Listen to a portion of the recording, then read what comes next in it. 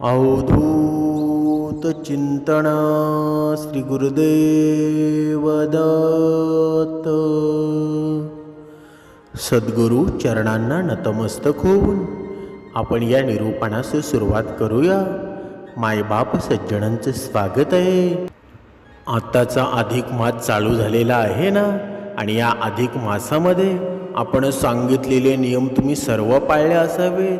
म्हणजे आपण सर्व व्रतांमध्ये या नियमांमध्ये आलेलो आहोत ना.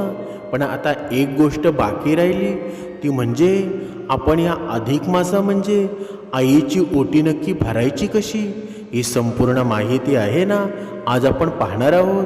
अनेकांना या महिन्यामध्ये अर्धवट माहिती असते ना, त्यामुळं काही गोष्टी योग्य पद्धतीने केल्या जात नाही. पण या महिन्यामध्ये जर योग्य रीतीनं उपासना केली, दानधर्म केला आणि परंपरा पाळल्या ना, तर त्याचा फायदा नक्कीच आपल्या आयुष्यामध्ये दिसून येईल. ही माहिती तुम्हाला कुठे सहज मिळणार नाही. त्यामुळं हे निरूपण मन देऊन ऐका. तुमचा येणारा प्रत्येक दिवस आहे ना, सुखामध्ये ऐश्वर्यामध्ये निरोगी जाओ. तसेच येणाऱ्या या 24 तासामध्ये तुमची एखादी मोठी इच्छा पूर्णसुद्धा हो, अशी मी सद्गुरूंना विनवणी करतो. या वर्षामध्ये एक विशेष असा दिवस आहे. हा म्हणजे अधिक महिना आहे, ज्याला आपण धोंडा महिना किंवा पुरुषोत्तम महिना असं म्हणतो ना. आपल्या हिंदू धर्मामध्ये प्रत्येक महिना, प्रत्येक तिथी आणि प्रत्येक सण याला एक वेगळं महत्त्व दिलं गेलेलं आहे. त्यामध्ये अधिक मास हा खूपच पवित्र आहे आणि महत्त्वाचा मानला जातो ना. हा अधिक मास हा जो अधिक महिना आहे तो दरवर्षी येत नाही, तर साधारणपणे दर 3 वर्षांनी एकदा महिना येतो ना. कारण आपलं पंचांग हे चंद्र आणि सूर्य या दोन्ही ग्रहांवर आधारित आहे. चंद्रवर्ष हे साधारणतः 354 दिवसांचं असतं, तर सौरवर्ष हे 365 दिवसांचा असतो ना. या दोन्हींमध्ये जवळपास आहे ना 11 दिवसांचा फरक पडतो. हा फरक भरून काढण्यासाठी दर 3 वर्षांनी एक अतिरिक्त महिना जोडला जातो, आणि तोचा अधिक मास. म्हणजे ज्या वर्षी अधिक मास येतो त्या वर्षी 12 महिने नसून तर 13 महिने असतात ना. त्यामुळे हा महिना विशेष मानला जातो. 2026 मध्ये हा अधिक मास आहे ना, हा 17 मे पासून सुरू झालेला आहे ना, आणि 15 जूनपर्यंत जाणार आहे. या पूर्ण कालावधीमध्ये हा महिना अत्यंत पवित्र मानला जातो ना. या अधिक महिन्याला धोंडा महिना असं देखील म्हणतात. धोंडा म्हणजे दगड. पूर्वीच्या काळामध्ये या महिन्यात आहे ना कोणतीही शुभ कार्य केली जात नव्हती, त्यामुळं हा महिना निरुपयोगी मानला जात होता. पण नंतर भगवान श्री हरी विष्णूंनी या महिन्याला आपले नाव दिलं आणि तो पुरुषोत्तम मास म्हणून ओळखला जाऊ लागला. त्यामुळं या महिन्याचं महत्त्व खूप वाढलं, आणि हा महिना पूर्णपणे भगवान विष्णूंना समर्पित आहे. त्यामुळं या काळामध्ये जास्तीत जास्त विष्णूंची उपासना करतात, आणि धार्मिक कार्य केल्यास त्यांच्या अनेक फळ आहेत ना, त्या अनेक पटीनं मिळतं. शास्त्र सांगतं ना की प्रत्येक या महिन्यामध्ये केलेली प्रत्येक चांगली गोष्ट ही पुण्य देणारीच असते ना. या काळामध्ये ओम नमो भगवते वासुदेवाय या मंत्राचा जप करणं खूप लाभदायक मानलं जातं ना. तसेच विष्णू सहस्रनामाचं पठण केल्यास, भगवद्गीतेचं वाचन केल्यास किंवा रामायण वाचन करणं हे देखील अत्यंत शुभ मानलं जातं. जर रोज सकाळी आणि संध्याकाळी देवासमोर दिवा लावावा आणि मनापासून प्रार्थना करावी ना. अधिक महिन्यात दानधर्माला खूप महत्त्व दिलं गेलेलं आहे. आपल्या क्षमतेनुसार अन्नदान, वस्त्रदान किंवा 33 वस्तूंचं दान केल्यानं पुण्य मिळतं ना. म्हणून काही जण या महिन्यात गरजू लोकांना मदत करतात, जे खूप चांगलं मानलं जातं ना. तसेच या महिन्यामध्ये तीर्थक्षेत्रांना भेट देणं किंवा पवित्र नदीमध्ये स्नान करणं हे देखील शुभ मानलं जातं. कारण या काळामध्ये केले जाणाऱ्या प्रत्येक धार्मिक कृतीचा हा परिणाम जास्त प्रभावी असतो ना. पण हा महिना जितका पवित्र आहे ना, तितकाच काही गोष्टींसाठी नियमबद्ध देखील आहे.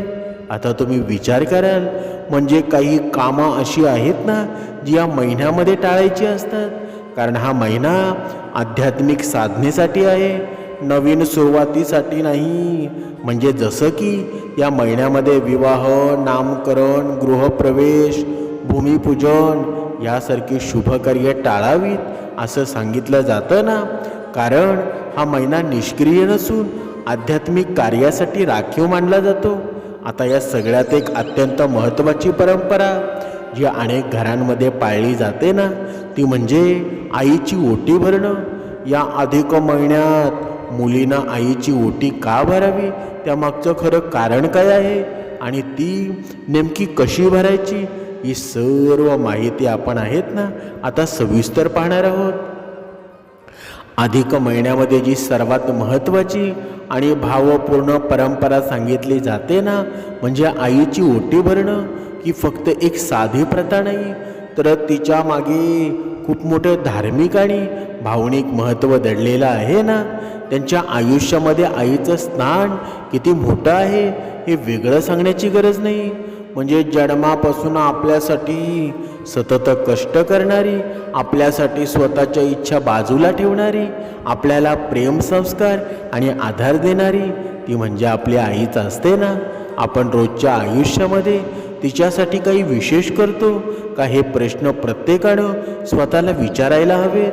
अधिक महिना हा कृतज्ञता व्यक्त करण्याचा महिना आहे ना, आणि म्हणूनच या महिन्यात मुलीनं आपल्या आईची ओटी भरून तिच्याबद्दल आदर, प्रेम आणि ऋण व्यक्त करायचं असतं. शास्त्रानुसार असं मानलं जातं, या महिन्यात आईला दिलेलं दान, सेवा, सन्मान हा थेट भगवंतापर्यंत पोचतो.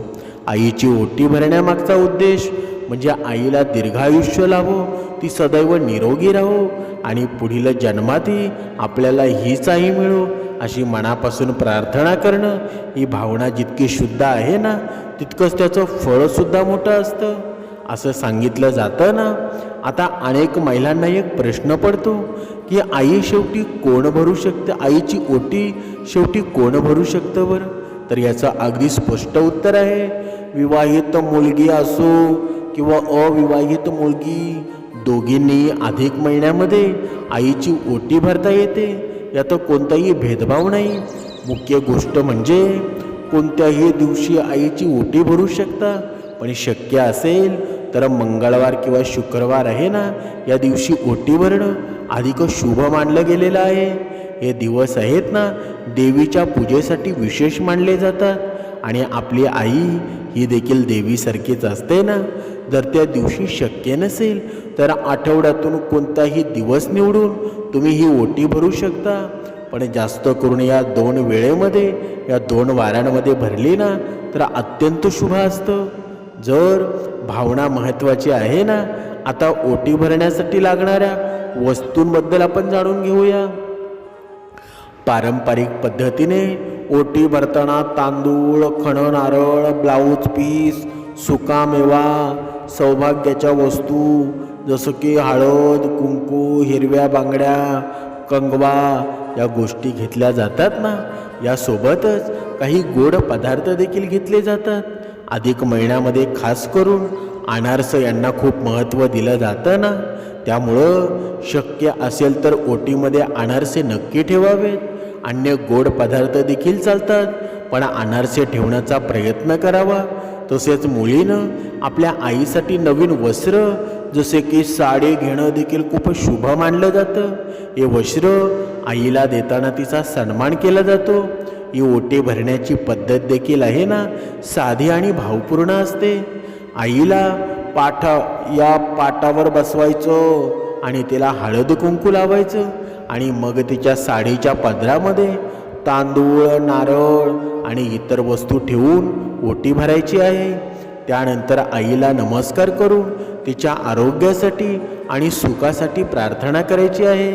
एक महत्त्वाची गोष्ट इथे लक्षात घ्या, ओटी भरताना 33 या संख्येला खूप महत्त्व आहे. त्यामुळे शक्य असल्यास तर ते 33 रुपये, 33 अनारसे किंवा 33 फळं आईला द्यावीत. ही संख्या धार्मिक दृष्टिकोनातून शुभ मानली जाते. आता या सगळ्यात एक खास गोष्ट म्हणजे जी अनेक जण विसरतात ना, ती म्हणजे आईसाठी हिरव्या रंगाच्या बांगड्या घेणं.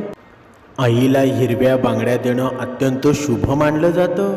जर बांगड्या घेणं शक्य नसेल ना, तर कमीत कमी बांगड्या भरण्यासाठी पैसे देखील योग्य मानले जातात. ही परंपरा फक्त एक रिवाज नाही, तर आईच्या आनंदासाठी, तिच्या आरोग्यासाठी आणि आपल्या आयुष्यातील सुख समृद्धीसाठी खूप महत्त्वाची आहे ना. अनेक वेळा आपण मोठमोठ्या पूजांमध्ये, व्रतांमध्ये वेळ आणि पैसा खर्च करतो, पण घरातल्या आईसाठी छोटीशी गोष्ट करणं विसरून जातो. अधिक महिना आपल्याला हीच गोष्ट आठवण करून देतो ना. आता इथे फक्त महत्त्वाचा प्रश्न अनेकांच्या मनामध्ये येतो, जर कोणाची आई हयात नसेल, म्हणजे कोणाची आई मृत्युमुखी झालेली असेल, तर नक्की करावं तरी काय? बघा, जिथे आई नसते ना, तिथे भावना कधीही थांबत नाहीत. तुमची आई जाऊन 10-10, 20-20 वर्ष जरी झालेले असतील ना, तरी आई आपल्या डोळ्यासमोरून कधी जाते का बरं? कधीच जात नाही. अशा वेळी निराश होण्याची गरज नाही.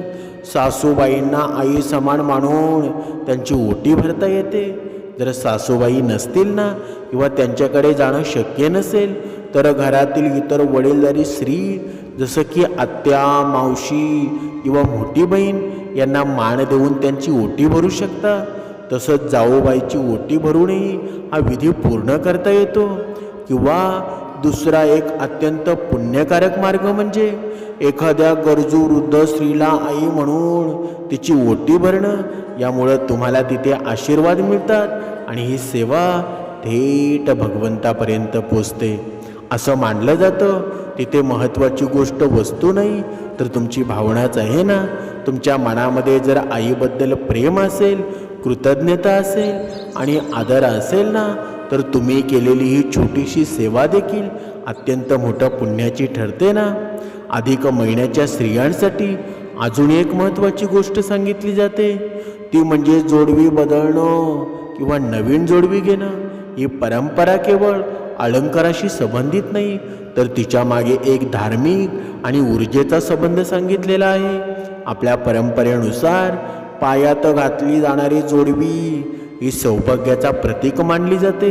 एक महत्त्वाचा भाग म्हणजे जोडवी विशेषतः आहे ना, विवाहित स्त्रियांसाठी जोडवी ही त्यांच्या वैवाहिक आयुष्याशी आणि सुख समृद्धीशी जोडलेली आहे ना. म्हणजे असं सांगितलं जातं की पायाच्या बोटात जोडवी घातल्यानं शरीरातील ऊर्जा संतुलित राहते.